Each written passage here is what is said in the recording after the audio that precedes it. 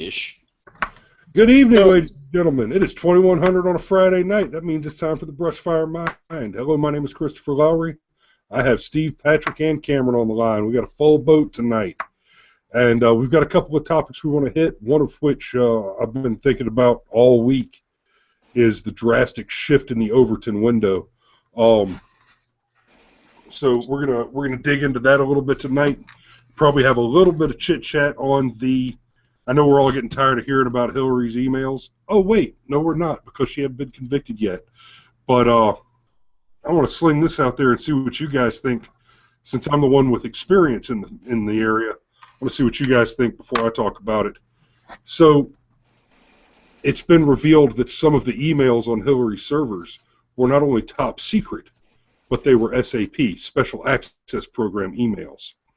That is gigantic. I want to hear y'all's thoughts, and then I'll talk a little bit about as much as I can talk about that. If you want, I'll go first. I was reading up on that a bit. If you don't want, I'll go first. I was reading up on that a bit and the difference in between the top secret and the SAP stuff. And honestly, I think the top secret would be just as bad no matter how you look at it. I still think we're looking at a case of probably aiding and abetting. And the fact that the Clintons have been suspected in the past and possibly even pointed at, if not convicted, of sharing secrets with the Chinese just kind of holds its weight there too, I think. Yeah, for me, at this point, I am kind of tired of hearing about the emails. Oh, okay. So she had SAP, stuff that was rated above top secret. Well, whatever. I mean, just her fucking coffee schedule as Secretary of State is top secret. And as soon as it hit this server, she was in violation of the law. So the fact that she has grossly violated the law to the nth degree at this point, it's just a matter of degrees. It's kind of boring for me. I mean, it's interesting to note that there is some real smoking gun type of evidence, but outside of that, like, I knew she was guilty the second I heard she had her own fucking server, because she had her own fucking server. Yeah, I mean, and the bodies, and she knows where they are. And oh yeah, and but at this point, with everything that keeps coming out, I don't think that's going to be enough to save her biscuit. They might let her go with just saying, okay, I'll withdraw my nomination, or I'll withdraw my contendership for the President of the United States. But either way, yeah, like Cameron said, when it came out that she had her own private server, okay, everyone knows now that that's totally illegal. Oh, but I've deleted everything. Well, they're still recoverable, and we have found out that this stuff is, and what she did turn over was bad enough. Yeah, it's still recoverable, and in fact, it has been and is being recovered. Yeah, and by the end of all of this, I'm pretty sure that she's going to be on the run from a lot of this, and she'll finally, the start. Wouldn't it be fantastic if Hillary Clinton actually ended up as a fugitive from the law? And the I'm beast sure has she finally bitten off more than she can chew. Oh yeah, and she'll finally just pal up and fly over to Saudi Arabia with all of her buddies from the Clinton Foundation. I don't see her walking away totally scot-free from any of this. I think it's gonna finally be the one that bites her in the ass real hard. After she just barely got away, and not even totally away with Benghazi. And there's still people like Trey Gowdy who are not going to let her forget about that, and they don't need to. What I've heard. Well, that's one of the things about Benghazi. That's one of the things about the email is with Benghazi. What we're learning is that there are correspondences through that private email server which A, compromise the security on the ground, and B, show us the clear trail of evidence to support the claims that they were asked to provide additional security. They were advised that the Secretary of State, Hillary Clinton, and the State Department had been advised by the consulate that security was inadequate. They needed more security. There were these security concerns. These things were going to happen.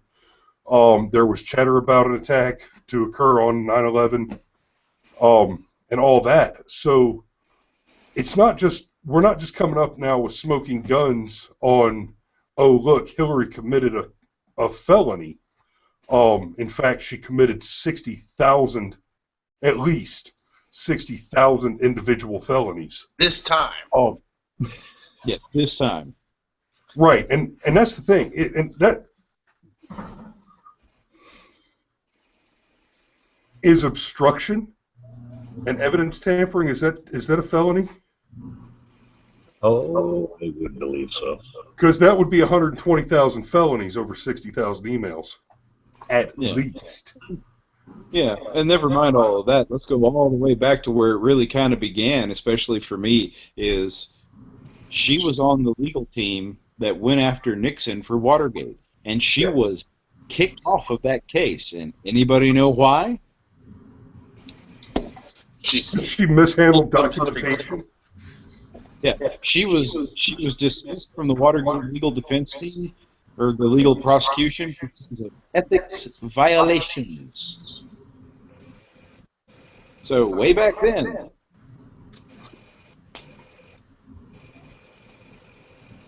Yep. Chris was loudly enough to steal the camera. Which should have just totally disqualified her from anything else. You sure should have called her credibility into question for everything she ever approached. Oh, sure. I mean, for crying out loud, Bill put her in charge. Stop talking like a sexist, Steve. Oh, her husband's the same way. What does it matter? Well, I just wonder why they're so untouchable when, I don't know, there have been a lot of other people who have done things like that who have walked into the thick of it. Look at how they hung Petraeus. I mean, and his was a little bit lower than that. You know, that still to this day really kind of blows my mind. They weren't even sending these emails back and forth. They were keeping these emails in a draft folder in a random Gmail account, and they would just log in and check the draft folder every few days to see if there was a message from the other one. And somehow Petraeus got caught. So you're telling me that you can catch Petraeus, but you just have no idea what happened with Clinton. Like, the whole thing is just so stupid to me. It does almost bore me because duh, she's fucking guilty all over the place. I mean, they've got like 150 FBI agents, and not only investigating this, but apparently these emails have spawned all these other investigations. I guarantee you now they're done with her server. Now they're launching investigations about influence peddling. I mean... Yeah. Oh, yeah. Not right. That's one of the reasons why you have a private server, so you can blackmail people and or so you can buy and sell information. Yeah, so, at a minimum, so nobody's watching what you're doing. So, I mean, it could be a myriad of things out of that, but there would be no other reason. It wasn't for convenience. I don't even know at what point they didn't lead her away in handcuffs as soon as they found out there was an unsecure server with government information on it. Because she used to be married to Bill Clinton. I mean, because she's married to Bill Clinton and he used to be the president. Yeah, but even before that, they had, so to speak, a form of executive privilege somehow because they'd both been made of Teflon, it seemed. Yeah, when you start talking about the Clintons, they're a little bit further up the ladder of tinfoil hats than just he used to be the president. There's a little more to it than that. There is. It involves the airport in Mena, Arkansas, and some things like that. Yeah, we used to read a lot of that. Yeah, wow. Okay. There are not many conspiracy theories that I believe in, but the Clintons have had some weird shit happen to them over the course of their lives. Yes, they have. Yeah. And it doesn't never change the fact, oh, she's guilty. Right. The rest of it's all window dressing at this point. Right. Oh, yeah. Very much so. Yeah, but these are the people whose friends commit suicide with the wrong hand and end up with legal documents stuffed in their pants, and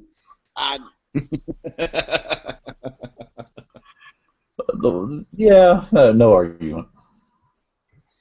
so I Shot have 4 started times to, in the back of the head after the plane crashed. Rolled a suicide. Right. So you And those, and by the way, those were accidental discharges. Yeah. From behind at a downward angle. yeah. Oops. He ran into my knife. He ran into my knife 9 times. 48 times he ran into my knife. It was crazy. Yeah. Somehow, So what's next on the agenda? We all know she should be hung for treason over the emails, but with current sitting president and current attorney general, do you really think it's going to happen? No. Never.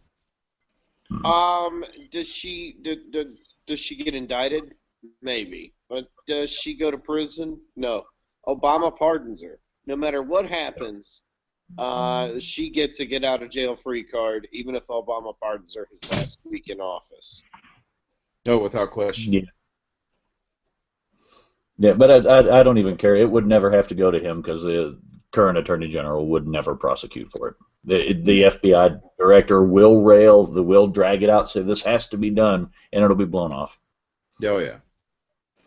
Even if it's the last thing he does walking out the door. Right. So, I mean, the people that are predicting that there are FBI agents who will just walk off the job, I mean, is that what happens? Like, she's just not even going to get indicted. There's not going to be a grand jury. There's not going to be anything, and a whole bunch of people quit in protest. I don't know. Some of them making enough money would be awfully hard to walk away from. Not all of them, but some of them. I don't know. If that does expose some sort of chink in the system that needs addressing, maybe they can at least step out and say something about it. You know, start pushing for something to change.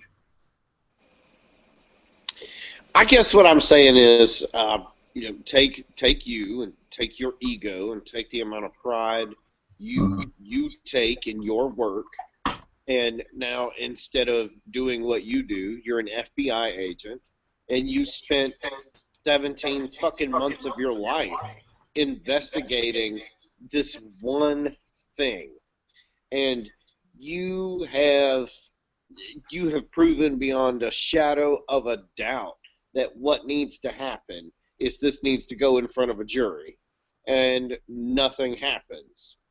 Do you even want to show up for work the next day? I don't know that I would. Well, why in the world do you do that job if you can't get results? Mm-hmm. Yeah, if you're not allowed to win. Yeah.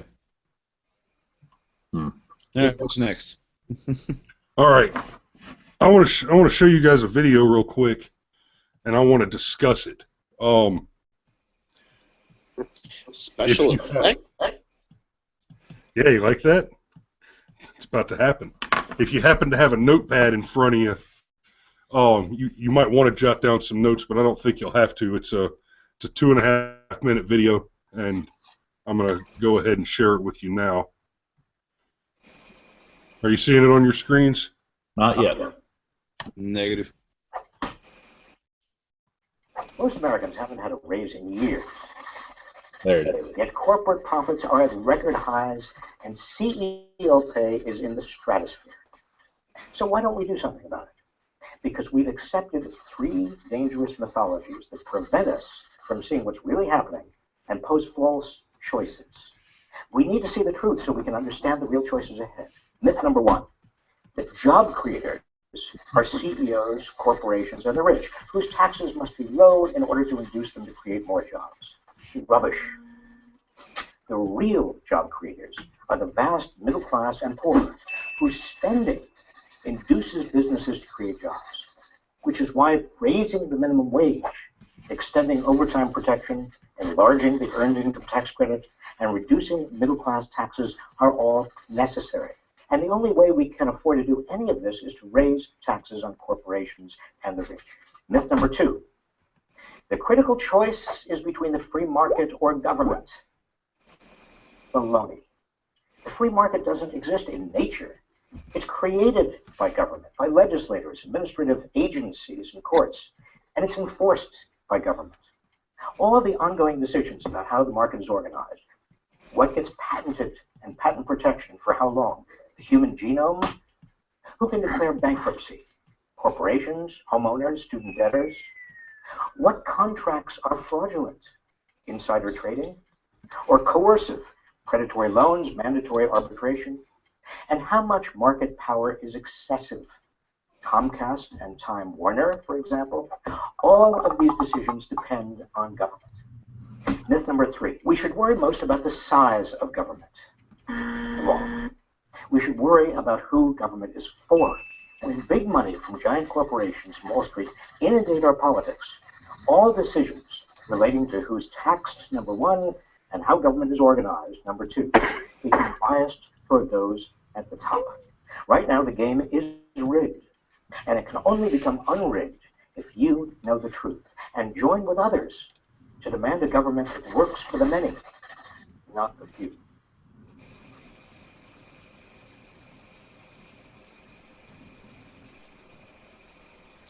I need a fucking shower. I need to hear. Yeah, I'm gonna have to get up and go get a cigarette in a minute because just holy shit. I mean, my favorite one there is obviously there's no such thing as the free market. The free market. He actually said that the free market is created by government. Yeah. Yeah. I mean, this guy, this is what a cunning stunt. I mean, just it's these sorts of stunning. The longer that video absolutely went on,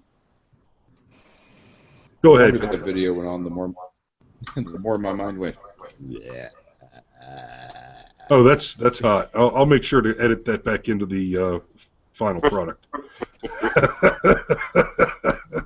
Yeah, everybody can fat that back.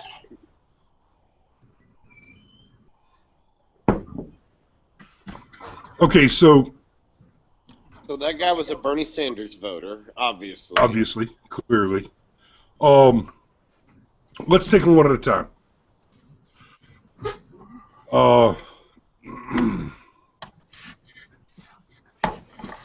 Let's take them one at a time.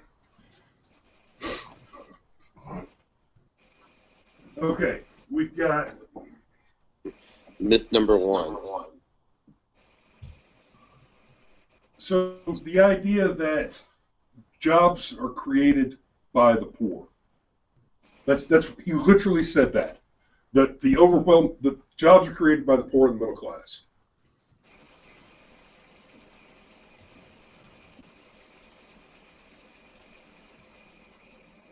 And that the CEOs and the big money guys, they've got basically nothing to do with it. So, have you been to economics? Have you had a class, maybe, I don't know, ever gotten a fucking paycheck? Supply,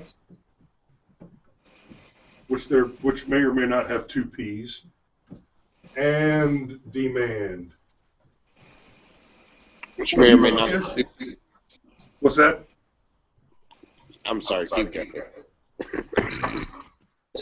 This is shorthand. It's not really shorthand. It's just okay. And the more I'm thinking about it, I don't really need the whiteboard to keep my thoughts straight on this one. So Not on please.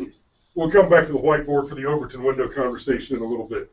Okay, so he's saying that basically what he's saying is that demand is the only factor that drives business. When, of course, supply and demand cannot be divorced from one another. You cannot have No. Bullshit. having I demand for a supply. split Having covered demand for a diamond product bacon. does It not will make happen. a product. Ho, one at a time, one at a time.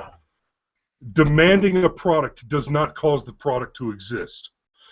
I want a legitimate conservative candidate to run for fucking political office, one who I can trust to remain conservative on each of the issues that I value, and who is dedicated to the adherence of the Constitution. That doesn't mean it fucking happens. That's the truth. But it just as a for instance, and for maybe some viewers who are aware of the current events, the case in point was what Steve Jobs said about the iPhone. We'll give them something they don't even know they want. Say that again. Your audio went muddy for a second. Sorry about that. Steve Jobs had made the comment about the iPhone when it was developed that he was giving people things they didn't even know they wanted yet. Therefore, the supply existed before people knew to demand it. Since then, the demands have risen and other people have gotten into the game. But the need for a way to communicate kind of drove the cell phone industry, but other parts have been driven by the other end. You're right, they can't be divorced. Either one can be a lead-in, but you still have to have a producer to even start the ball rolling. Wishes don't make money.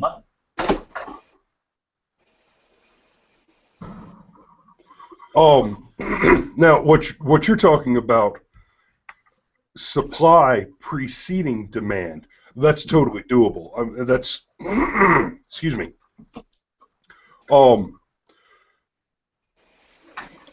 Supply doesn't necessarily precede demand, Right. but demand cannot precede supply, except in the case of basic natural survival requirements. There's all, and even then, that's a hard argument. I demand more air. Right. No, but now it's not just the demand, but it's what if someone made a longer-lasting tire for my car? There's a demand. Nobody's making the longer-lasting tire yet, so there's somebody wants it, but you still have to have someone produce it. It's not just going to appear. You said they can't be divorced. I was trying to give an example of each end as a lead-in. No, I got you. But what I'm saying is that the creation of a supply can and often does generate demand. Right. Think, for example, about toys. When you look at toys, there's no need there. There's no necessity there, and especially let's take a toy like Tickle Me Elmo. No, Tickle Me Elmo is not a good example. Always choose that. I'm trying to think. Any kind of puzzle toy, something that's not tied to like an entertainment platform. You start talking about Barbie dolls or G.I. Joe toys or He-Man figures, but when you start talking about fucking toys where there's a cartoon that exists, okay, kids are going to demand to have toys that come from their cartoons. But you generate a toy that's new, it's innovative, it's not like any other toy on the market, and then you advertise it. Supply has preceded demand because nobody knew that they wanted that toy, and then they saw that toy, and even though they have no need for it, it's going to make them happy now. They're going to be entertained by it, and that's all you're selling them is entertainment there. Sure. Shit, I didn't know I wanted to see a movie about snakes on a plane until somebody made the fucking thing. And then they said, it's snakes on a plane. And I said, I'm there. Truth in advertising. And I saw exactly the movie I wanted to see. I went to the movie theater. There was a plane. There were snakes on it. Samuel Jackson said, I'm tired of all these motherfucking snakes on this motherfucking plane, and I almost had to run up to the box office and give him another $3 because I had gotten my full entertainment value, precisely what I expected to buy. Now, in that case, the supply preceded the demand.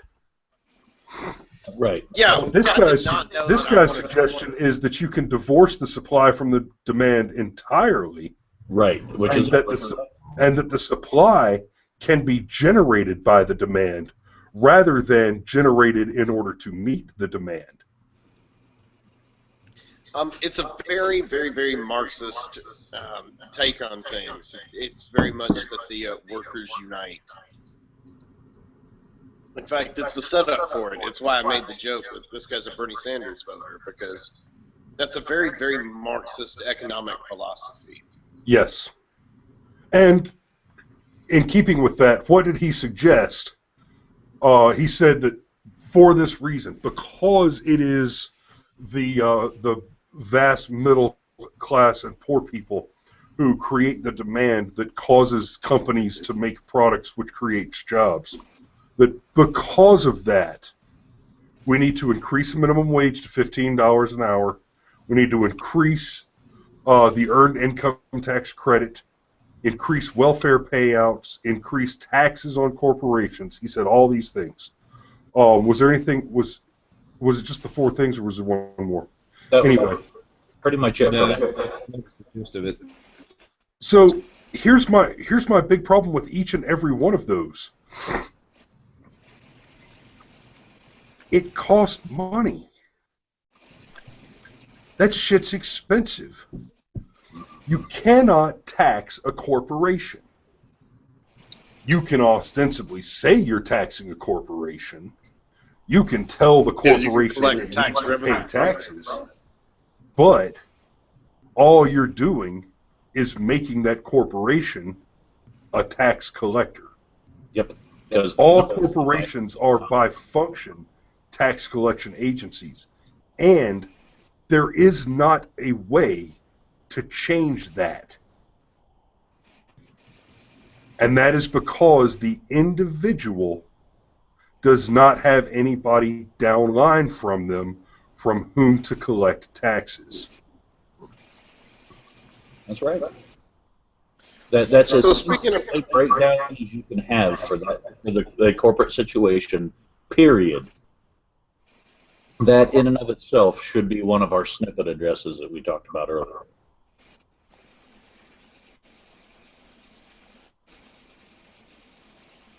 All right. Speaking of taxes, Oh, wait, before we move off of this, I'm sorry, Karen. Before we move off of this, go ahead. increasing corporate taxes, that increases the amount of tax money that's going to be collected by the corporation from the individual. That means higher prices. Your dollar's worth less money. Okay. Now, let's increase the minimum wage. Let's make sure that everybody's making at least $15 an hour.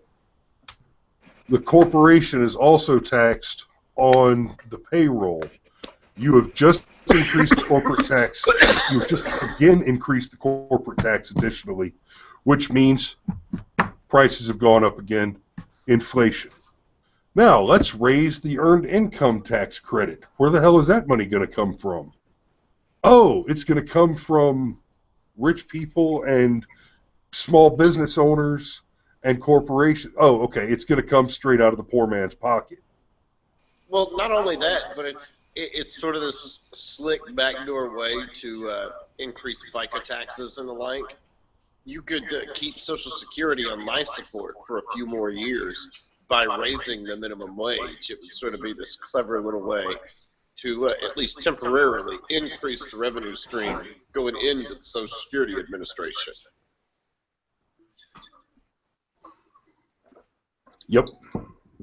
It wouldn't last because there would be fewer net jobs, but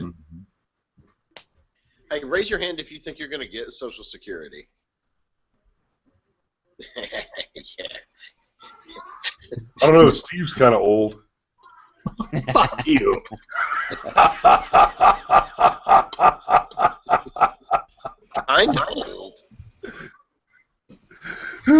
He's kind of old, like he's kind of ugly. Ooh. I can't argue. Cameron, you have been drinking a bit. That was a little slow on the draw there, brother. All right, now. What, me? Oh, okay. There's no such thing as the free market in nature, and it is created by government. Yeah, at what point yeah. do you pick that up? That makes absolutely no sense. Does it get more simple than, I have this, I have too much of it. Hey, I need some of that. I'll give you this for it. Two willing participants in just basic commerce, that is free market. There's no government there. Shit, Yeah, conquest is free market. Well, yeah, technically. Yeah, Hey, even you're if running you fast. and I've another got a guy gun. go out. I'm hungry. You're done. That's free market. Hey, there's fruit on this tree. It's my fruit now.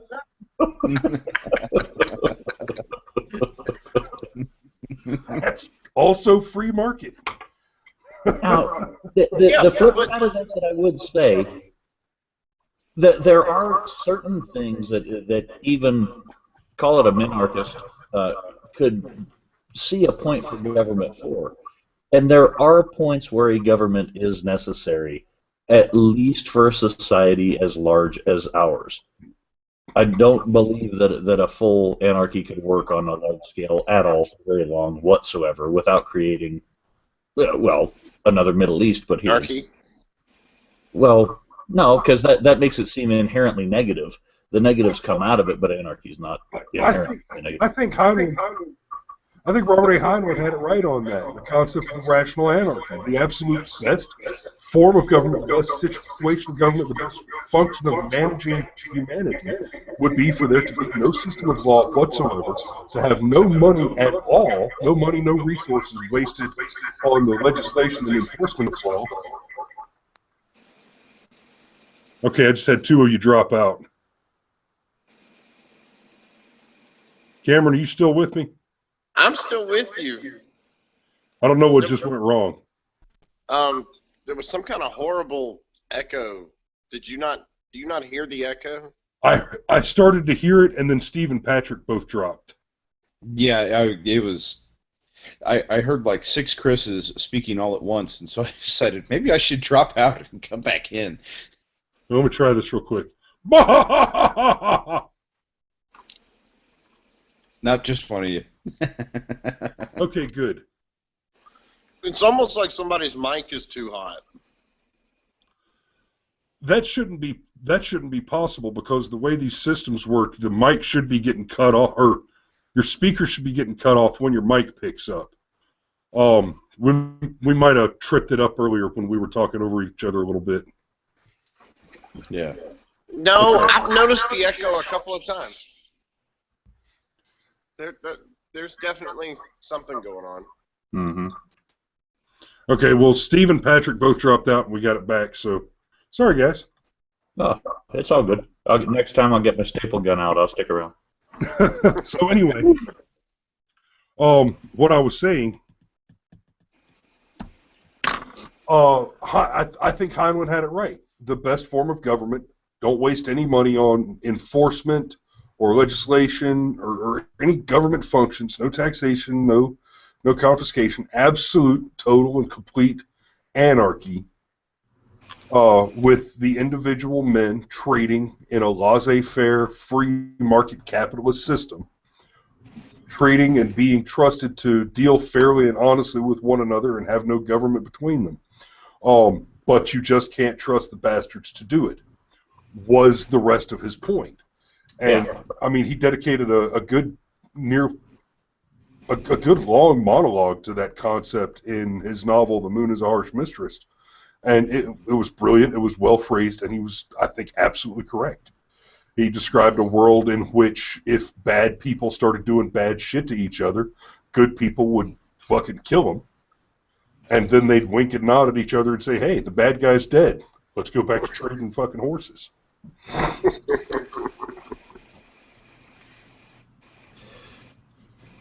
So I can't say I'm all that against such a thought. just don't accept that the free market doesn't exist in nature, because even when I was a little kid, I understood the value in, hey, if you'll push me a couple of times on the tricycle, then you can have a turn, and I'll push you a couple of times on the tricycle.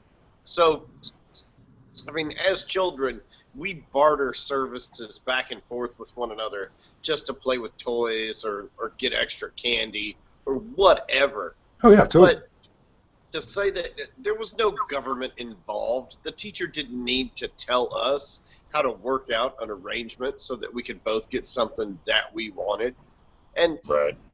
even on larger levels, if we go hunting and a couple of you set up and sit still in a blind, and then a couple of us run around and try and flush some game out of the brush, and then we just share everything equally at the end. Well, again, we entered into a contract so that we could guarantee success in our endeavor, or however you want to look at it. But it was a free market decision. We decided, okay, the best way to make sure that we come home with meat on the table is for us to get together and have this plan and do things this way. And it goes all the way back to being a kid, and I'll push me and you'll push you and all that mess. Nobody needs to tell you how to work it out. The government could collapse, and there would still be a market. There might not be any money. There might not be any contract enforcement, but there would still be a market. Well, as long as there are firearms, you have contract enforcement. There you go. Yeah.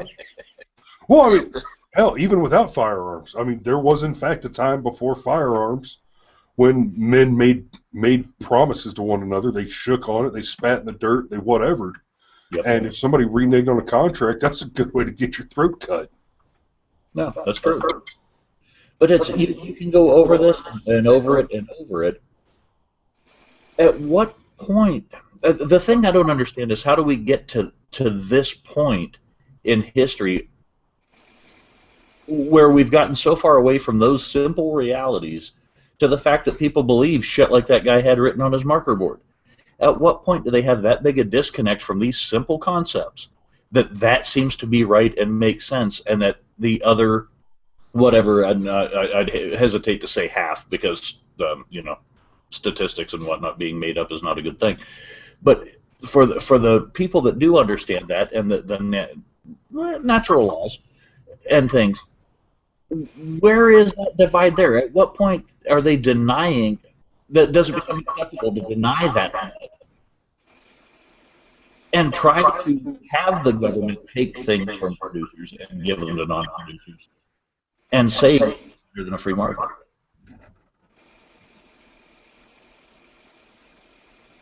You know, I see what you're getting at. For one, we need to get you a better microphone, or something. I have a better microphone. I don't know what's going on with my loop here. Gotcha. It's almost like your mic is hot.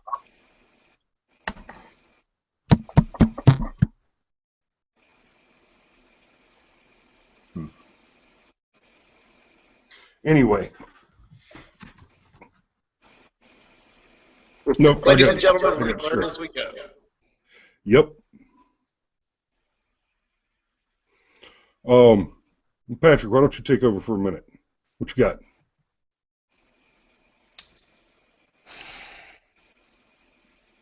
I don't know. I'm not sure there's a whole lot that I can add that you guys haven't already said. It's, I think Cameron made a very good illustration of the point about how we, at a very early age, learn that natural inclination towards bartering services, and we keep carrying that on, and then when we get to a certain point, and then Steve brought up about the disconnect. Where does that happen, and why do people get to the point that they get to where they seem to let go of the reality of the situation? And I think it's when somebody swoops in and says, oh, don't worry about any of that. We'll take care of that for you, give you all this free shit, and then you don't have to worry about it anymore. I think you're right. Is the mic coming clear now? That's better, yeah. Okay, I kind of rebooted the USB. I derailed my own train of thought. But no, I think you're right. People don't want to think. The less thinking they can do about deep stuff, the more brainless fun they can have. Right, and that gets encouraged, and like we've gotten to ourselves now, where government is, oh hey, don't worry about any of this. We'll give you the welfare check. We'll give you food stamps. We'll take care of all of this for you. Don't worry about health care. We're going to provide that for you by force of law. And if you don't want it, well, then you're going to be punished.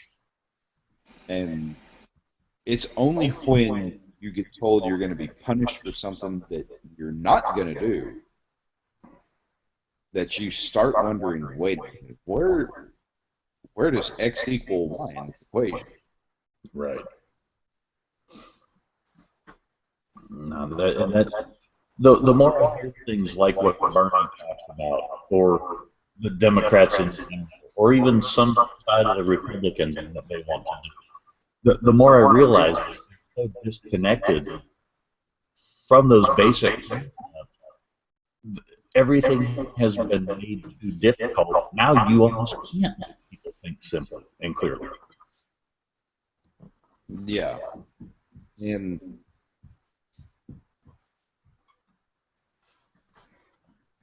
yeah, pretty much. What you doing over there, Chris? I'm getting ready for the next segment. Y'all keep going. We're out. We're out.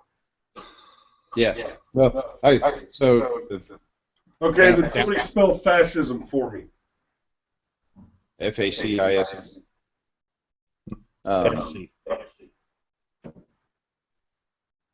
There's an S between the A and C, right? Yes. Yes. Okay.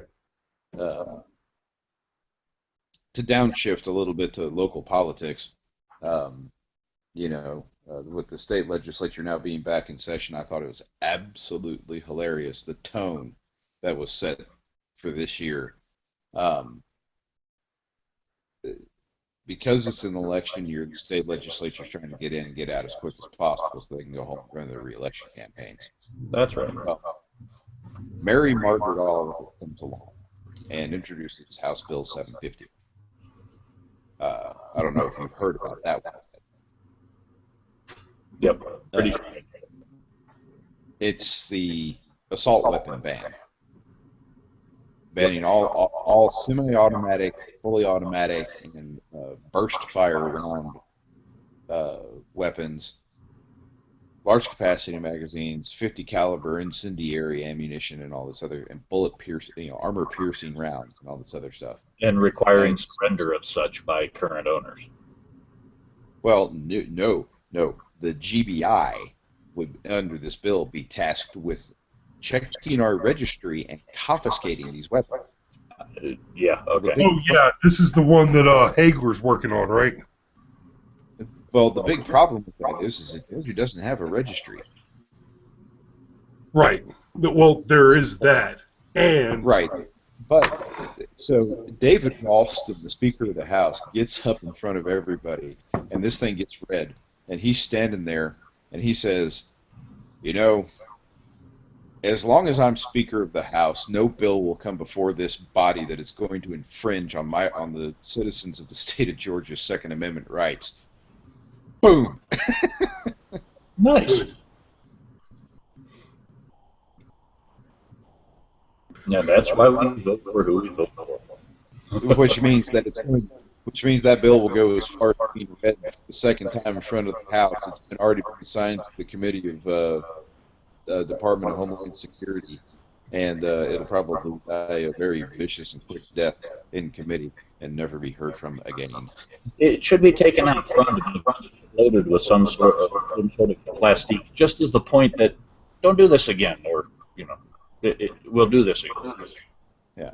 And Mary Margaret Oliver said she had absolutely no faith that it would probably go very far. She just wanted to try and start a common sense conversation on gun control. Well, you can't have a common sense conversation on gun control if you want to take away my guns, because it does not compute.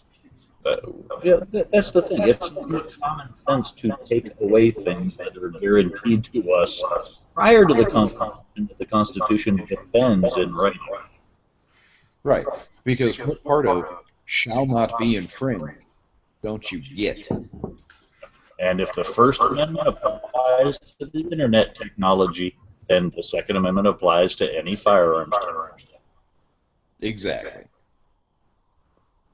Yeah, absolutely. If the First Amendment allows you to burn and piss on my flag, then the Second Amendment allows me to carry the sniper rifle that I need to save myself the walk to solve you. Yes. Or how about, getting away from the illegal search and seizure thing, but it's okay because now we have your email we can snoop through so you can't stop us. No, it still means you can't do that shit without a warrant. Actually, that brings me back around. We were talking, I've talked to a couple of people about this throughout this last week. The Second Amendment doesn't leave any room for interpretation, and it doesn't leave any room for the government to deny the ownership of firearms to felons. Right. You and I were talking about that. Yeah. Now, just to be clear, I'm not actually suggesting that we need to arm felons. I'm not even necessarily suggesting that I give a shit whether or not they get a firearm. But under the law, which is the Constitution, fucking Obama likes to say, it's the law of the land, it's Obamacare, it's settled, it's the law of the land. Well, there's this other thing that's the law of the land, and it's called the Constitution.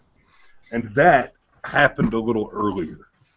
Now, under the Constitution, there is no room whatsoever for the state to even deny the ownership of firearms to felons, unless you interpret the definition of citizenship as being revocable. If you argue and hold that upon conviction of a felony, like mishandling special access program classified email documents, you are no longer a citizen. If being a felon means that your citizenship has been revoked, and that having had your citizenship revoked, you have lost the protection of the Second Amendment to the right to keep and bear arms, then it must follow that you are no longer protected by the First Amendment to worship freely, to speak freely, to assemble peaceably, or to petition the government for redress of grievances. You are no longer protected from being required to bivouac soldiers in your home by the Third Amendment. The Fourth Amendment no longer protects you and keeps you secure in your person's properties and papers, and secures you against unreasonable searches and seizures without the warrants of a duly appointed court. The Fifth Amendment no longer protects you from self-incrimination. You no longer have the right to a jury. You no longer have the right to face your accuser. You're no longer protected against cruel and unusual punishment. You're no longer guaranteed equal protection under the law. And hell, I don't even know where you stand on whether or not you can drink, because the 18th was repealed by the 21st, but you're not protected by the 21st. So does that mean that you're subject now to the 18th, or do you just go back to pre-18th Amendment and now all of a sudden, 19th Amendment, and now all of a sudden you can drink corn whiskey again? I don't know. But the 14th Amendment just went out the window for you. Does that mean I can buy and sell your ass? Well, It does mean that I can buy and sell your ass, because you are no longer allowed to carry a firearm to protect yourself from being enslaved. And you're not allowed to keep me from going through your shit and taking away anything useful to you. Jack Sparrow said it best: what matters is what a man can do and what a man can't do. Mm-hmm. Yeah. And the other thing about it being is if your citizenship does indeed prove being revocable, then holy crap, you're not protected from being deported. In fact, you now must be deported. And by the color of our law, yes, you must. Well, no, not necessarily.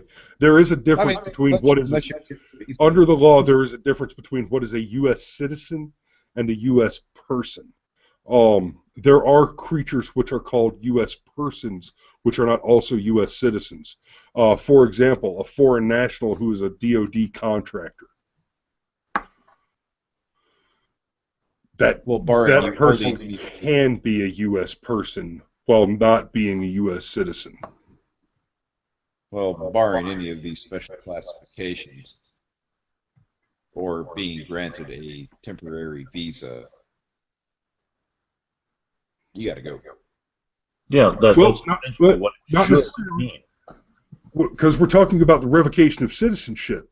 So, in that case, in the case of a felon, if we're arguing that their citizenship has in fact been revoked, and that is the way that we can justify prohibiting their firearms, it's not as if they are citizens of another country, and it's not as if they have entered this country illegally. It is that their legal status as a citizen has changed, but they are still native born to the country. Mm-hmm. So, in the case of deportation, that's something that we generally reserve for people who have entered the country unlawfully. We'd have to create a reservation. Ooh, I kind of like that. Yeah. Remember when I was a kid in high school, I wrote an essay. I don't remember what it was titled, but it sounded sporty. And the whole point was I was kind of pulling a Swift thing with Modest Proposal. Mm-hmm. But I wrote this whole paper suggesting that we should basically just build a big arena and with jail cells under that, put felons in there, feed them to each other, and basically run gladiatorial arena games and show it and run it on pay-per-view. That way, it's a consumer product. It earns money. Shit, we run that on pay-per-view, it will earn more money than it costs to run the business, and that money can start paying down the fucking debt. On top of all the money that we'd save in prison costs. Plus, that shit gets... all of a sudden, the phrase, "Yo, I did my nickel," is gone. I always like the idea, along that vein, I always like the idea of, getting an island somewhere, just a big, say 10 square mile island, and you take a prison's worth of felons, and you drop them all onto the island, and you turn it into like a big thing like The Condemned. And I was about to say, wasn't Steve Austin in that movie? Yeah, it was. It was awesome. Yeah, it was. And you just drop them out there, and then you let them run out there and try and fend for themselves. You see who partners up with who, because in the end they're going to turn on each other anyway. And then you fly over one time with a helicopter that drops a crate of weapons and a crate of food. Game on. Bottles of water and PCP. I like that. Yeah. And then you take the winner and you put him up on a pedestal and you shoot him in the fucking head. Rest in peace, George. All right.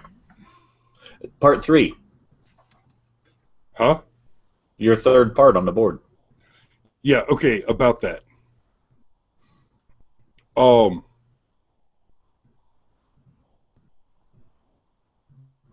not. Yeah. So, it's 2200. We've been on the air for 1 hour. I'm going to go ahead and call it a night officially, but I want you guys to hang out for a minute. We're going to keep broadcasting. But we're going to go ahead and close the show officially, and this will be the segment when I chop it. So, ladies and gentlemen, this has been the Brushfire Mind. Every Friday night at 2100, please come back and join us. We had a good conversation. We talked about some current topics, and I promise we will get away from politics from time to time, but there is an election cycle on, and we are about Yes. to recover. We are about to attempt to recover our country from the worst debacle since Woodrow Wilson. So, that being said, always remember, if you build a man a fire, you'll keep him warm for the evening. But if you set a man on fire, you'll keep him warm for the rest of his life. And good night. Okay. Time passing. That should be good. I just need that nice blank space there for me to cut it for editing. You froze again.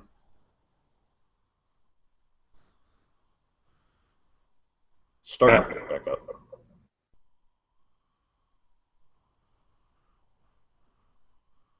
You're good on my end. All right, it's Patrick Smooth to me. Chris is frozen, looking like he's been hit in the face with a train.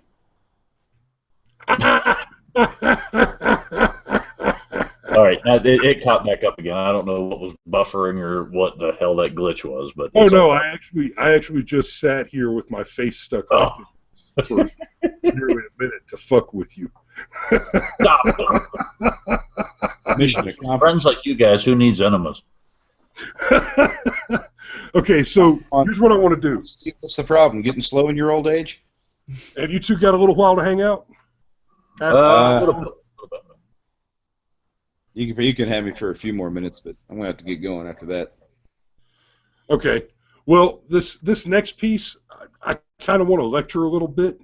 I want to record the lecture, but I want to have a little feedback, kind of at the end of it. Yeah, I want to have a little feedback kind of at the end of the lecture, so that I can go back and review that and go back and look at the lecture as I put it out, and then rebuild it later. So this going to be kind of like the dry run, rough draft of what will be our special on the Overton window and the power of political candidates. So, before we do that, let's take a short break. I could stand to get a smoke, and I need to heat up my coffee cup. So, take 5, and then kick it back off from there. Well, if you're going to do that, I'm going to go ahead and dip out for the evening. Going to make sure. Roger that. How about you, Steve? You good? You good to roll for a little bit? Yeah, I'm gonna go take a piss and throw on a sweatshirt. It's cold in this basement tonight, and I'll hang out. We'll see how it goes. Roger that. I'll see you in a minute. All right, guys. Take care. Good night, Patrick. Take care, good buddy. night, Patrick.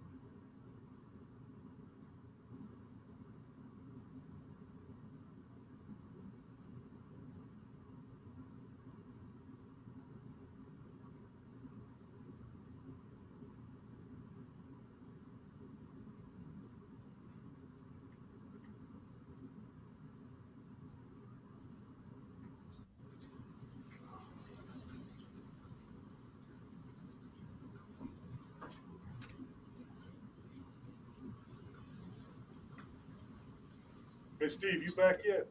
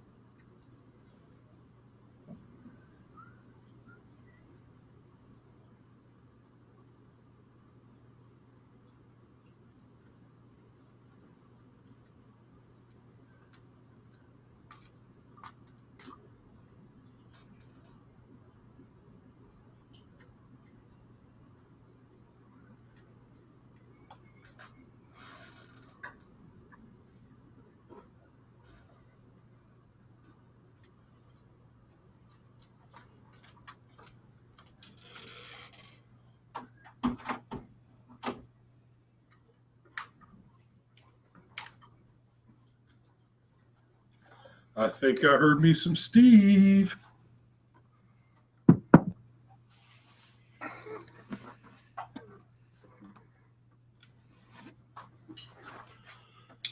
You there, bro?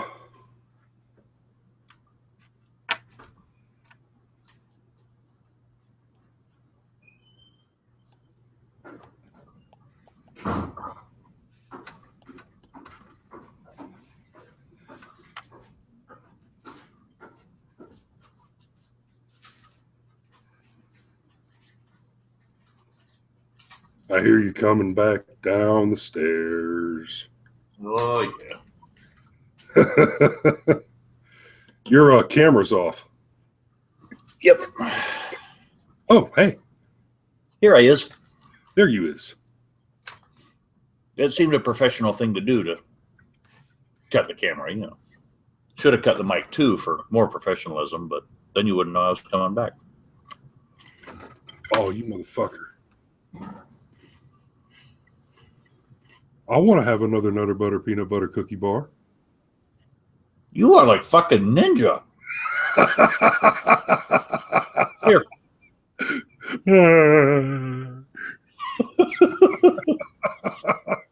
We get the little variety packs of cookies for the girls' lunches.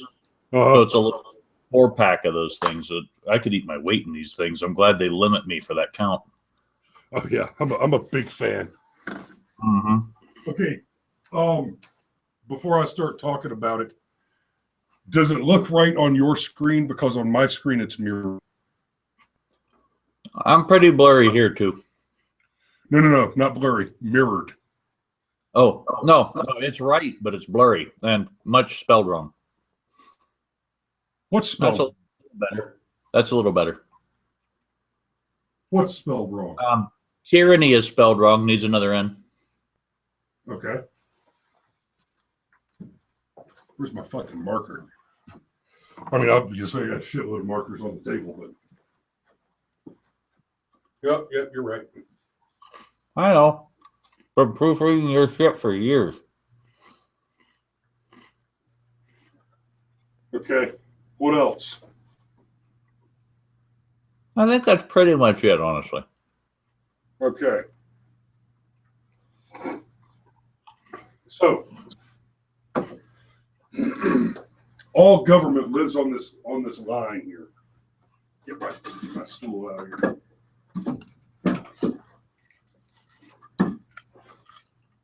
Where's that put me?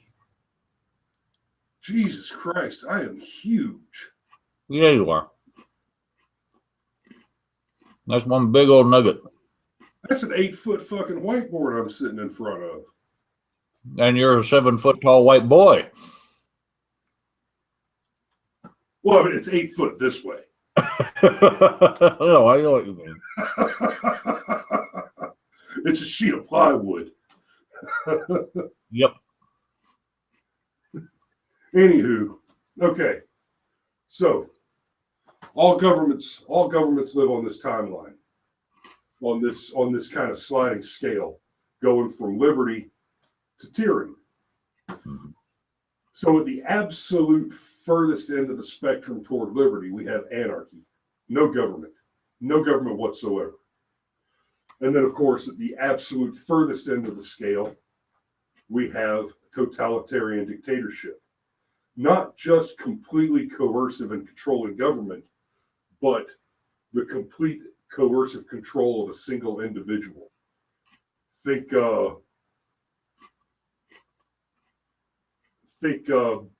Bukhan Gukmin Min Jujui Han Bukji, or whatever the fuck. I forget. I haven't hunted Koreans in far too long. Anyway, think Kim Jong Il. Think brilliant comrade, dear leader. Those guys. Yes. All right. I'm going to have to back this camera up. That's fine. This is rough draft. Now I know that I need to back the camera up because Jesus fuck, my gut takes up half of that image. Dude, yeah. I think it's a matter of you're a lot closer to the camera than the whiteboard at that point, too. It's not just that you're huge. There's a perspective issue there as well. Yes, but your arm is 4 feet long. So you're half the distance. It's a perspective thing. Here's your perspective. It looks actually awfully accusatory. You.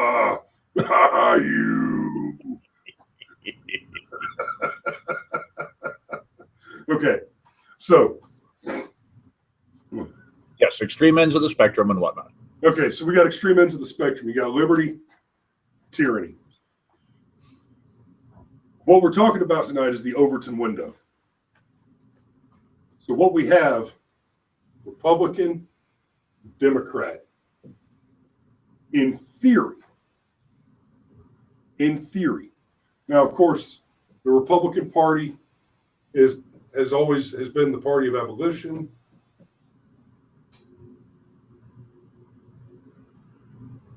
Of desegregation.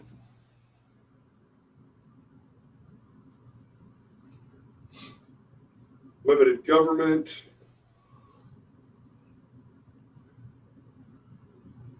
So on and so forth. The Democrat Party is the war party. People forget that shit.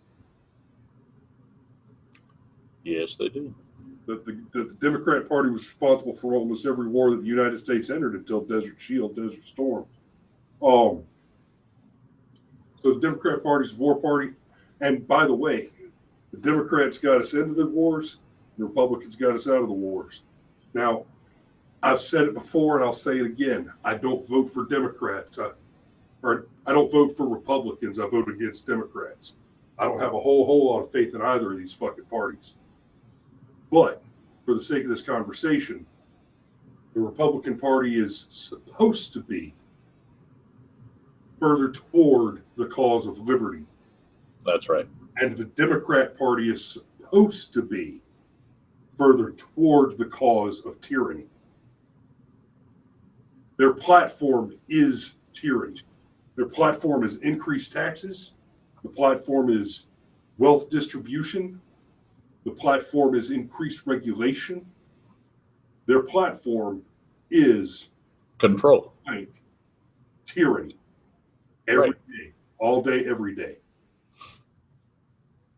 So, when we're talking about the Overton window, what we're talking about is this space right here between the most extreme Republican, not the most extreme conservative position, that would be anarchy,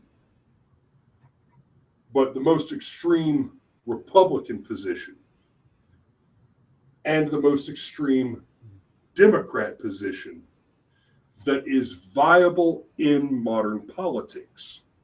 So you start talking about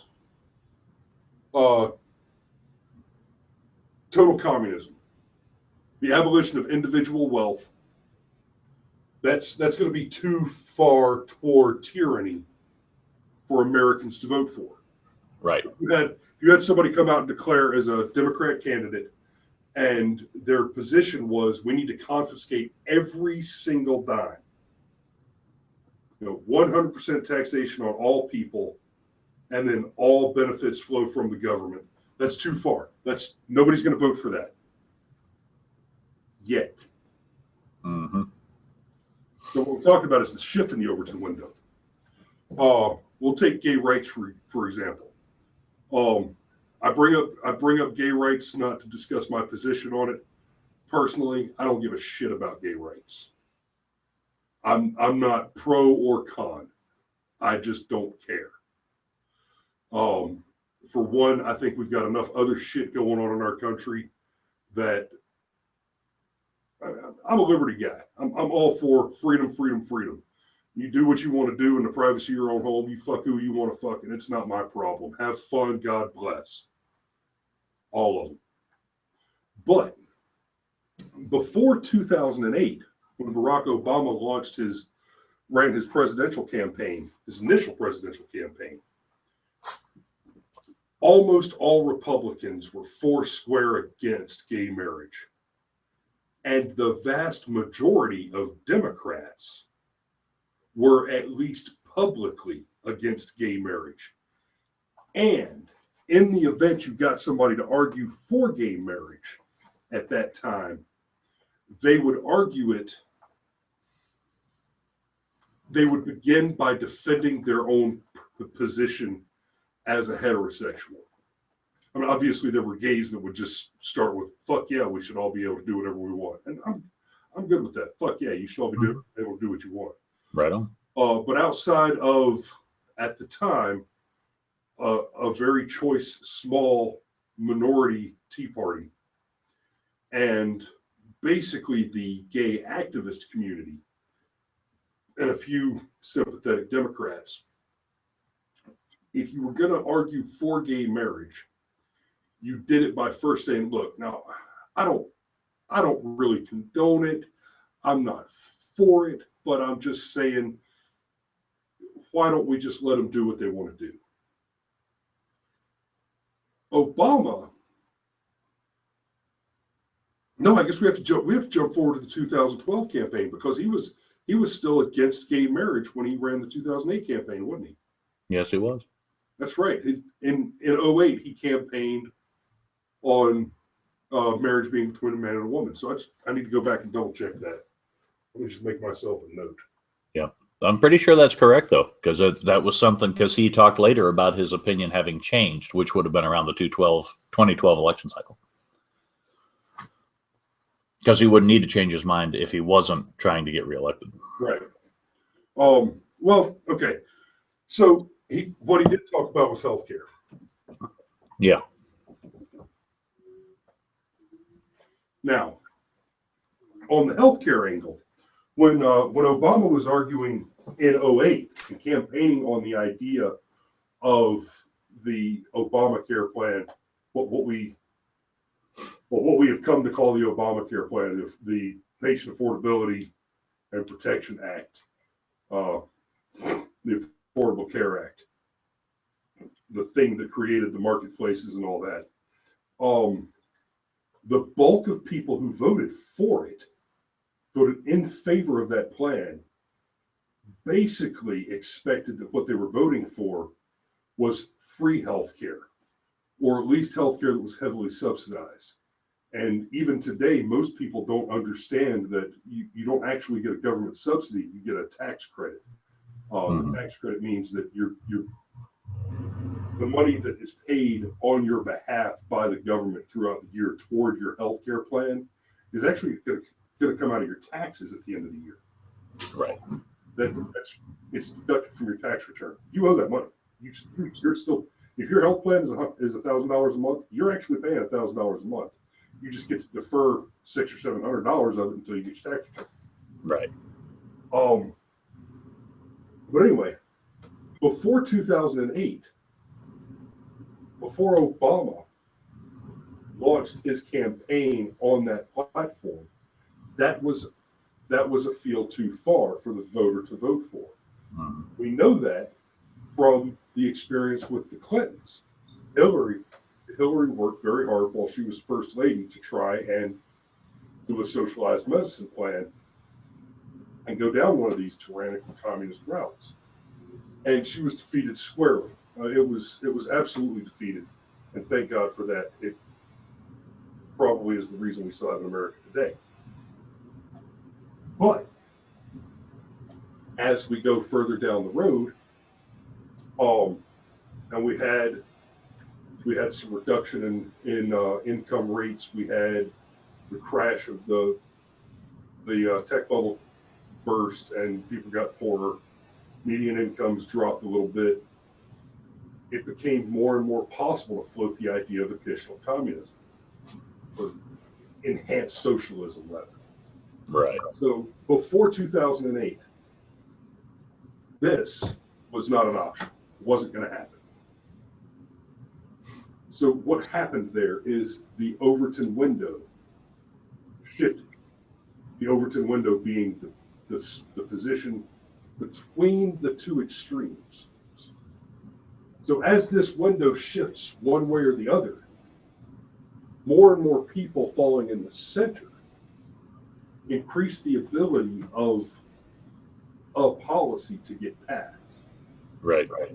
So, like the idea that the Second Amendment actually protects the right to keep and bear arms, even for felons, unless their citizenship is revoked as part of their felony conviction. Well, that's to on your chart. That's to the left of the window. yeah, I know it's left to right up here. I need to. Well, no. It's the left and right thing was an arbitrary decision, anyhow. But Yeah. Plus, we read from left to right. yeah, I know. Progressive. Well played, sir.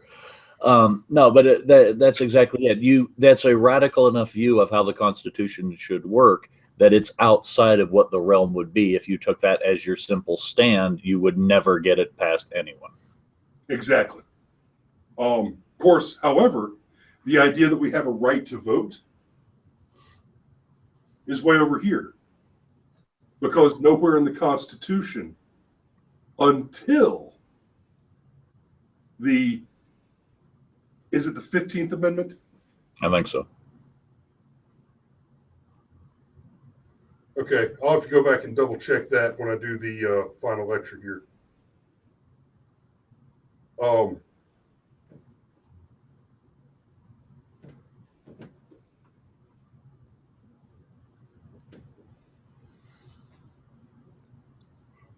But basically, there's no mention of a right to vote until an amendment says that nobody shall be denied the right to vote based on their skin color.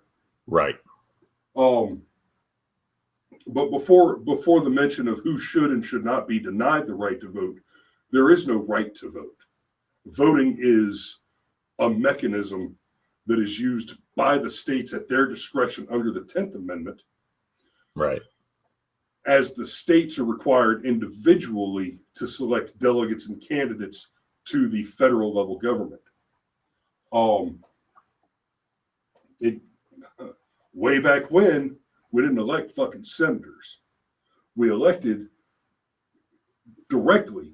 We elected the House, the representatives to the House.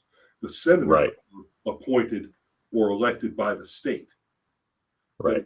By the state government. And that's how it should be. Because if we elect the senators directly, then the states don't have their own voice. That's right. Which means that the state loses its sovereignty, and that's part of the fucking mess we're in. The initial intent over here was that we be 13 sovereign nations who were using the federal instrument to they were trade and commerce between those states. Right. And now it's viewed instead of that way. One specific view is that the federal government owns the 50 states and can tell them what to do.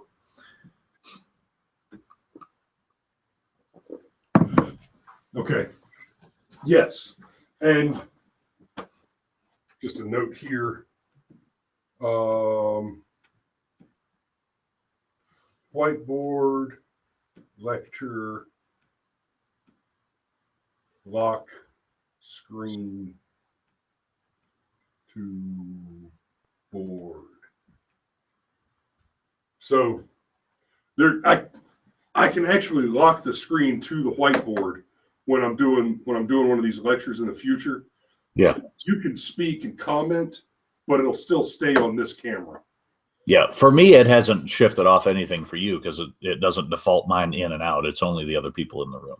So I couldn't tell that your monitor was switching, and I don't know what that's done for filming, but I assume it's filming me now because I'm talking. It is. Okay. Okay. So, yeah, I mean, this whole segment, I'm going to clip this off of YouTube and just eliminate it entirely, but I'm going to keep the recording. I'll keep so actual place markers, but I can go back and view it for notes. Yep. So we'll get through all the thoughts and have the conversation and be ready to work on it later. Right on. Because this is going to be a special. This is going to be a Brushfire Mind special. Sure. Barack Obama, in his commentary and his platforms, the way he presented himself, the way he argued throughout his campaign, he actually shifted the Overton window to the left. He personally caused the Overton window to shift left. In the course of his campaign, he changed what was accepted by the people as the extreme beyond which they couldn't reach any further toward that idea. Mm-hmm. He convinced the entire populace to vote further to the left, which is how we ended up with somebody like Mitt Romney in 2012, because Obama had shifted the Overton window so far to the left, but we had to run another fluffy liberal to have it. The GOP felt like they had to run another fluffy liberal against him because they couldn't go too far to the right and run. But be back outside the window. Right. If they tried to run a Republican instead of Mitt Romney, they'd actually try to run a Republican, and God forbid a fucking libertarian, then they wouldn't have had a chance in hell. So they thought. I don't think that was actually the case. But I believe you're correct. The Overton window is the perception of that shift. Donald fucking Trump. He has proved that he is able to do exactly the same thing going the other direction. Case in point. Donald comes out one day and he says, "Hey, no more fucking Muslims coming into America. Just put a stop to it. No more Muslims." That was I believe that was on a Monday or a Tuesday. And for the rest of the week, that was every headline. Oh, he's out of his mind. He's fucking crazy. He's a super racist. You can't trust him. He's a monster. He's not fit to be the president. In fact, just by making that statement, he has taken himself out of eligibility. He's no longer eligible to be the president of the United States because he's such a racist. Nah, fuck bullshit. We put racists in positions all the time. We got fucking Sotomayor. Yeah, so if she could be a justice, fucking Trump could be a president. And if you'll recall, that same week on this show, and one of the beauties of what we do here is the show does go to YouTube after we presented and filmed. That same week, I said, "You guys watch Trump. It's just like what happened." Again, another parallel to Barack Obama. People freak out when Trump does something. They don't understand what he's doing. And I just keep looking at him, just like when Obama ran and people were confused when he did certain things that he promised he wouldn't do and didn't do certain things he promised he would do. All I can say is, he wrote a book. Didn't you read his fucking book? How can you vote for him if you didn't read his book? How can you vote against him if you didn't read his book? Read his fucking book. It's just a book. Hour and a half out of your day, fucking read his book. Well, guess what? Donald Trump wrote a book. He wrote it 20 years ago, maybe more. I don't remember what. I don't remember. More. You know what? I think the Art of the Deal is 30 years old or more. No, I'll have to check that. When did he write the Art of the Deal?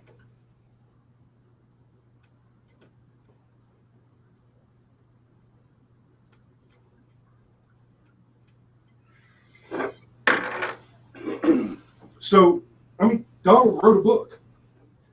And on this show, that Friday night, after he made the "No More Fucking Muslims" comment, I'm exaggerating. I don't think Donald actually used the fuck word. I like the fuck word. And he also said, until we get a handle on things. He didn't say period. He said, until we get a handle on things. Exactly. So it was already a mediated statement at that point. Yes.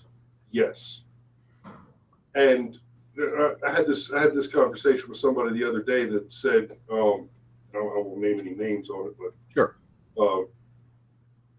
We'll say a buddy of mine was talking about Trump's comments about Mexicans. Oh yeah, he's such a racist. He just straight came out and said all the Mexicans are rapists. Like, yeah, that's interesting because that's not what he said. What he said was the ones that are coming over here, we're not getting their best and their brightest. They're not sending their doctors and lawyers and their elected officials. The people that are coming over here are the poor, the downtrodden. They're the ones that basically they're the ones that the statute asks for.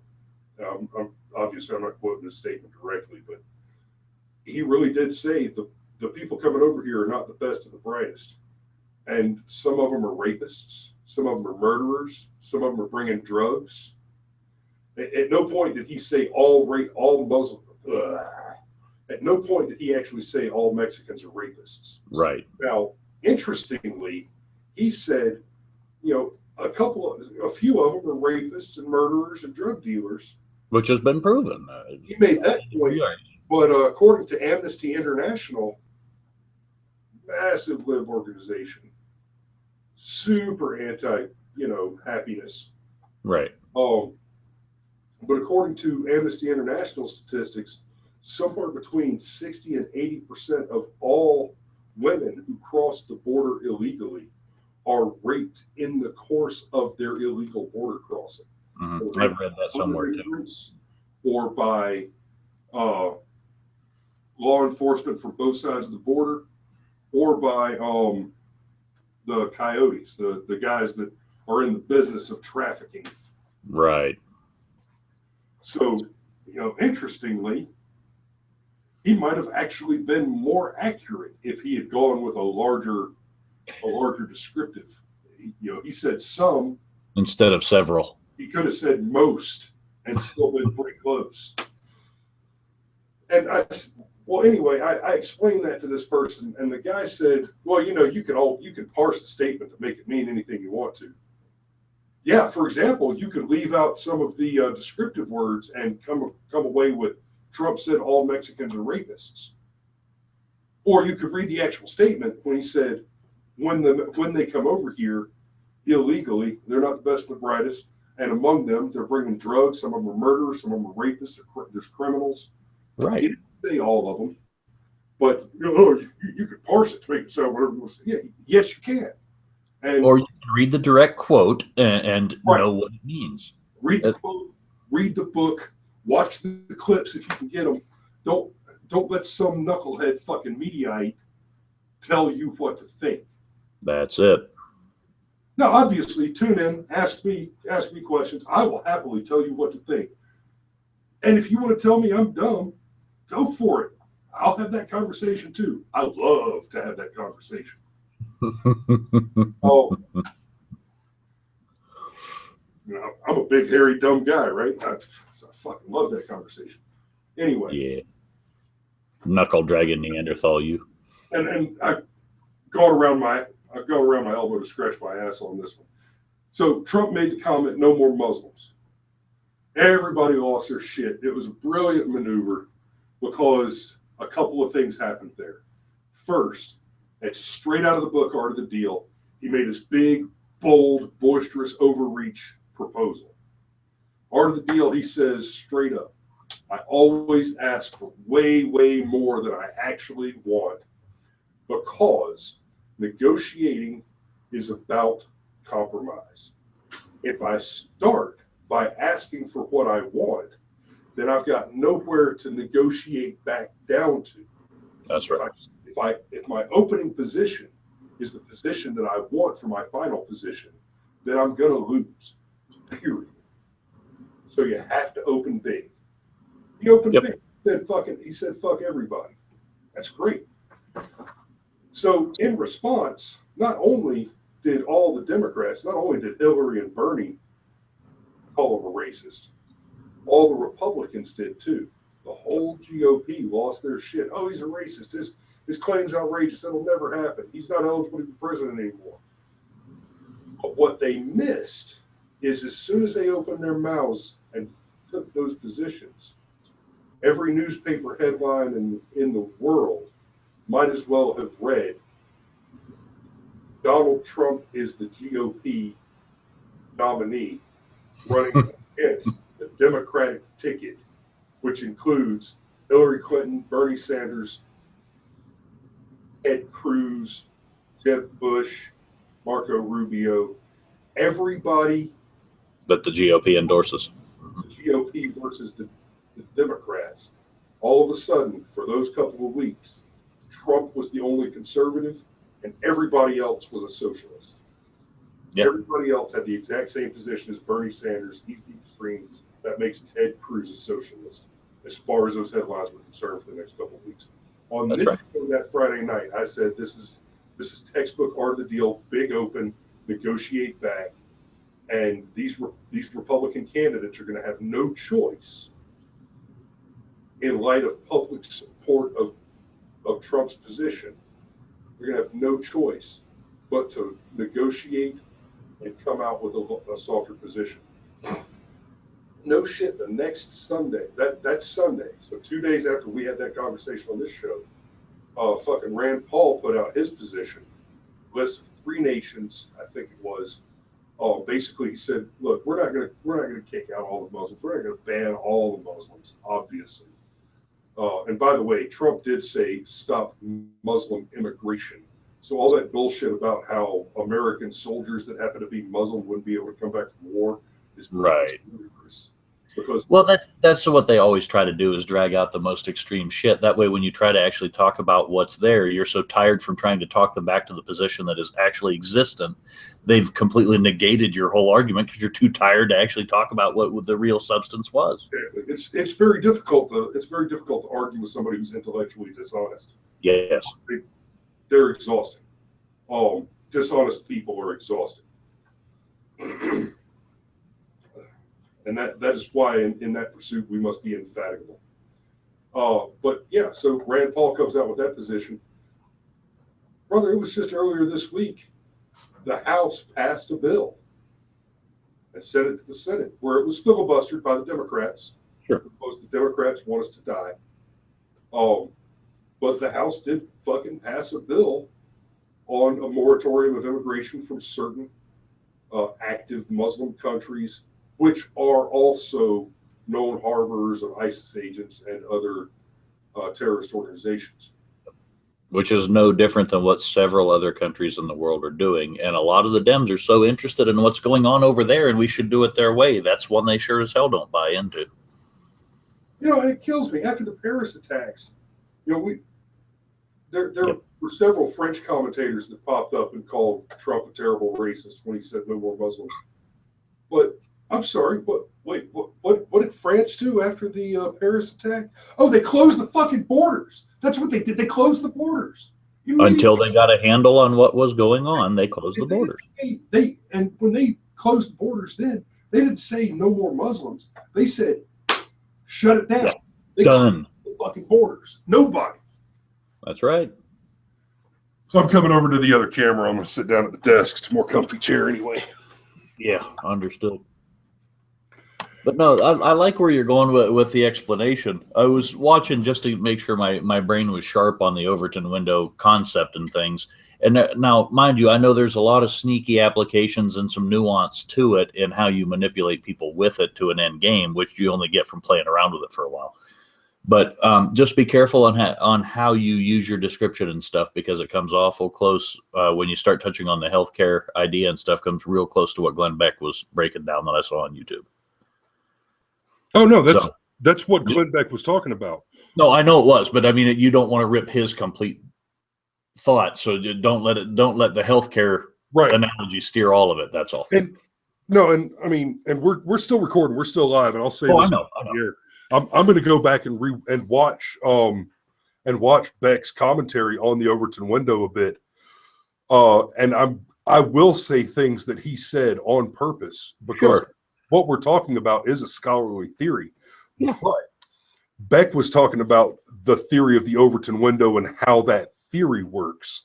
The conversation I want to have here is basically, I'm going to give the early, quick and dirty overview of this is the Overton window, from anarchy to totalitarian theocratic dictatorship, and everything in between. This is how the concept works, so you understand that, and then this is where we are right now. And but then the conversation that I want to have in that context is about the ability of Barack Obama to shift the Overton window, not as the president, but as a candidate. Right. That's what's shocking, is that Obama was able to shift the Overton window as a candidate. And Trump is doing the same thing. He's shifting the Overton window as a candidate. Yep. Trump took it a step further than Obama. Obama got the healthcare legislation going after he was elected. In his campaign, he managed to shift the Overton window far enough to the left that they could begin pushing the legislation. And even then, it was by hook or by crook. There was never a legitimate vote on it. They fucking used trick rules and everything.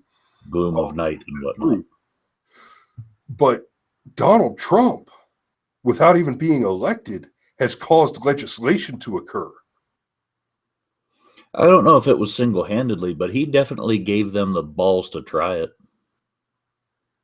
Well, that's it. That's it right there. I mean, he was the first one to say no more Muslims. Right. He was the one that said shut them down.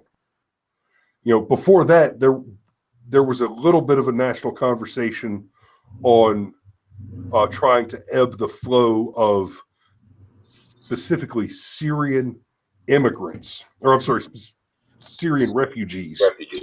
Yeah. But after the Paris attack, Trump said no more Muslims.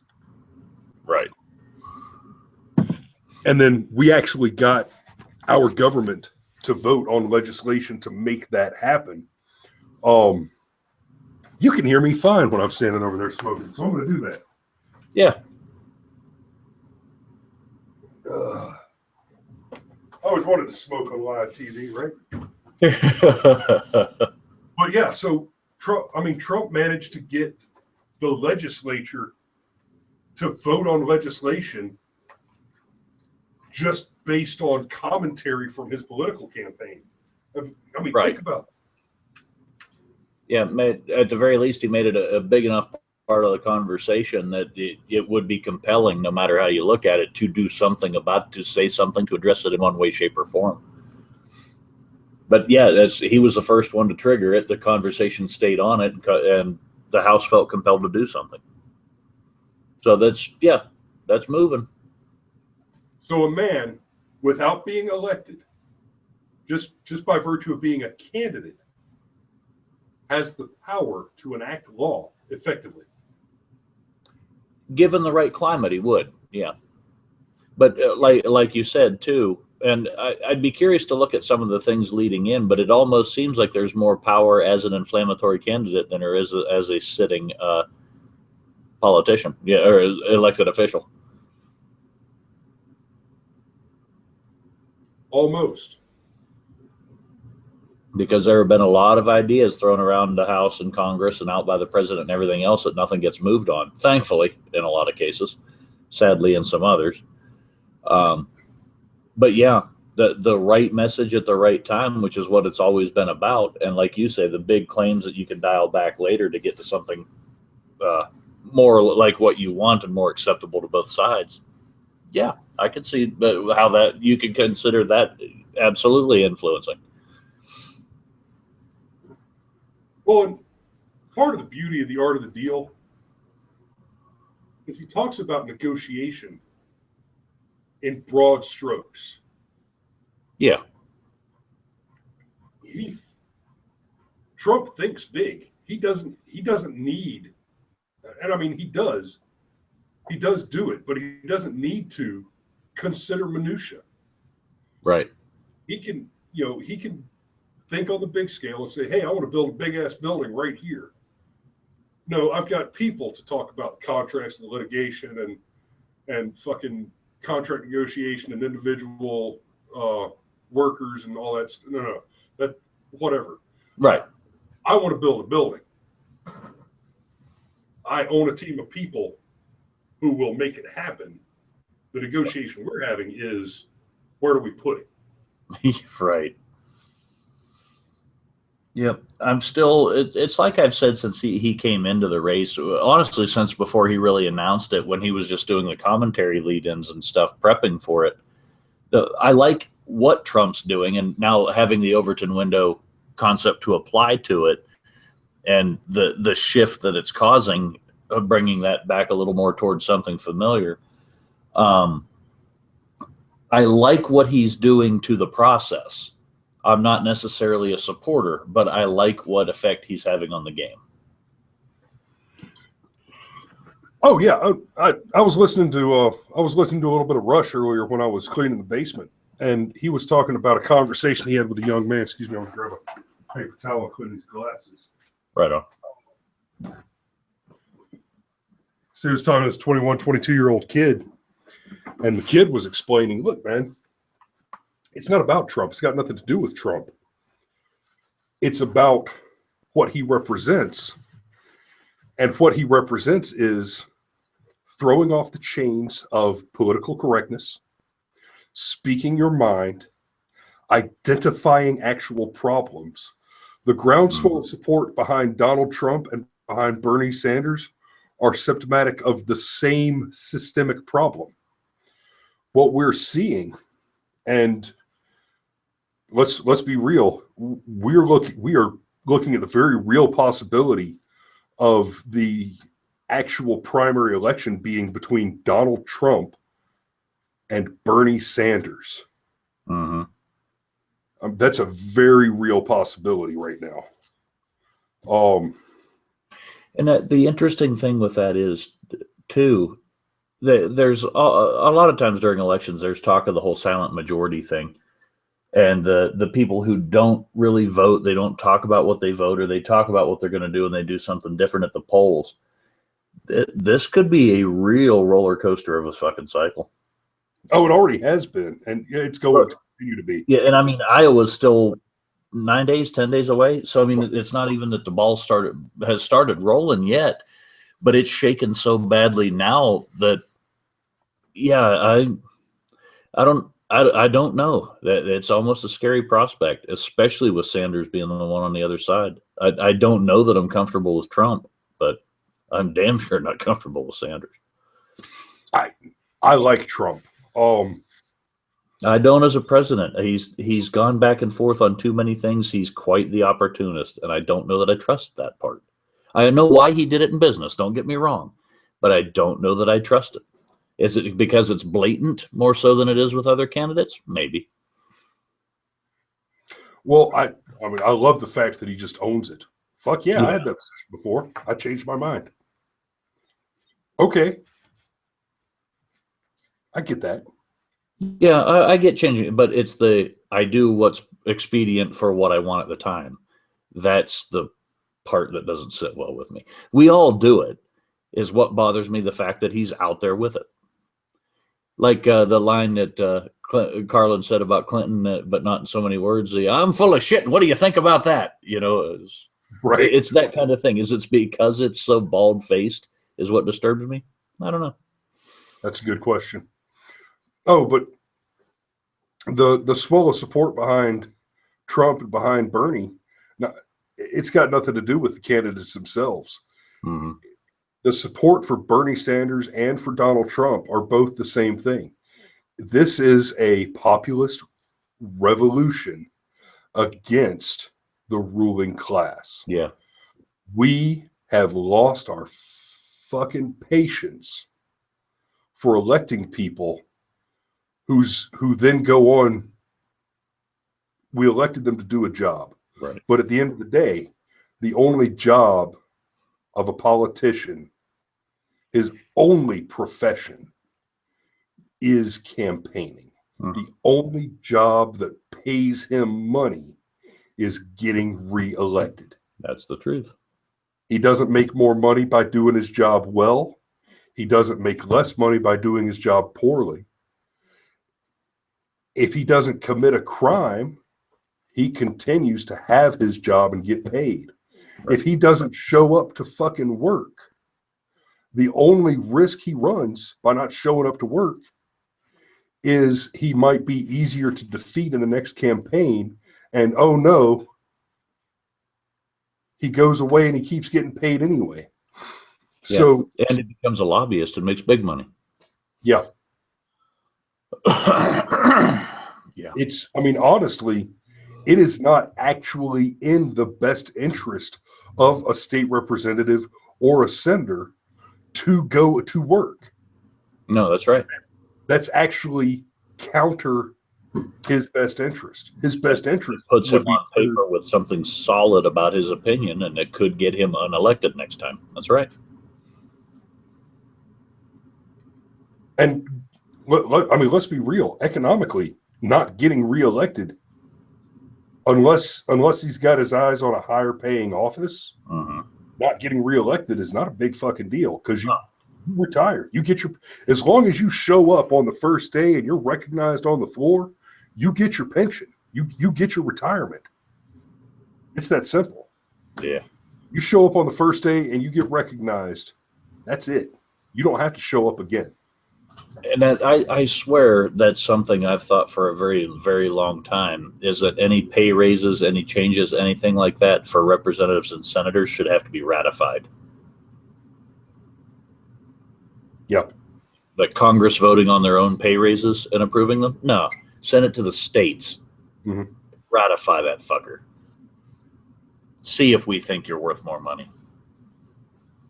I think that alone would clean up what's actually being done in government, at least to some degree, in that it wouldn't be all about the money if it was controlled that way. It would have to be something more in a local best interest than strictly for the money like a lot of it is now. Because why would you go through that shit unless you were really trying to make a difference? I mean, seriously, if it wasn't lucrative. Yep. Now, I like the fact I like the idea of doing a special segment just on the Overton window, and maybe a couple other theories and concepts and things that way would warrant a playlist kind of setup too. Yeah, and I want to do several segments like that. I want to do a segment on let's see, let me write some notes down. Segments / specials. The Overton window.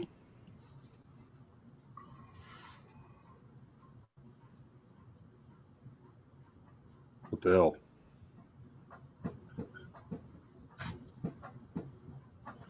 I want to do one on the Overton window. I want to do one on the money life property cycle. Okay.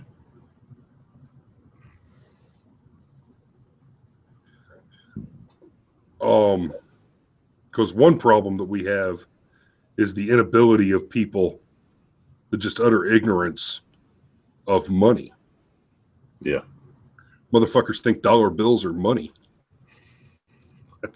Nope. That's because no one has a concept of value.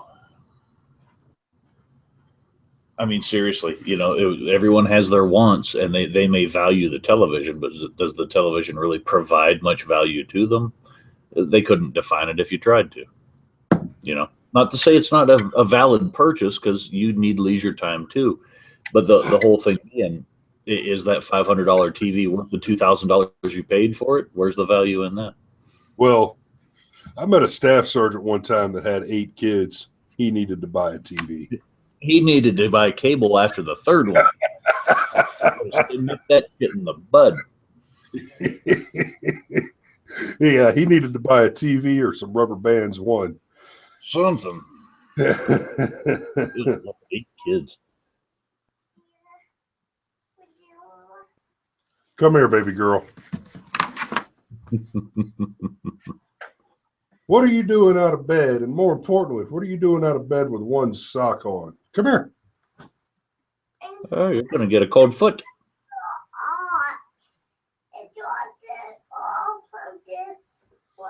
Come on.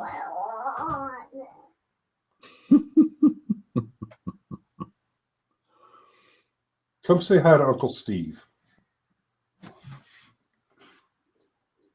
Oh, look what I found. You found a lope. Hi, Penny. Oh, this baby girl should not be out of bed. Oh, it's 11 o'clock. You should be snoring loud. Was Mommy already asleep? No. Why'd you come down here then? He said I don't want to go like this. Because your other sock fell off? Dad. Oh, my poor baby girl. Okay, princess. Well, how about we say goodnight to Uncle Steve? Say goodnight, Uncle Steve. Good night, Penny. Penny, can you say goodnight to Uncle Steve? Oh. Now she goes back to the shy stuff, huh? She must be sleepyhead. Yeah, I guess so. All right, brother. I guess we're going to call it an evening and we get this baby girl back to bed. Right on, and find another sock. Yeah, no shit. All right, love you, brother. Good night. Love you too, man. Talk to you soon.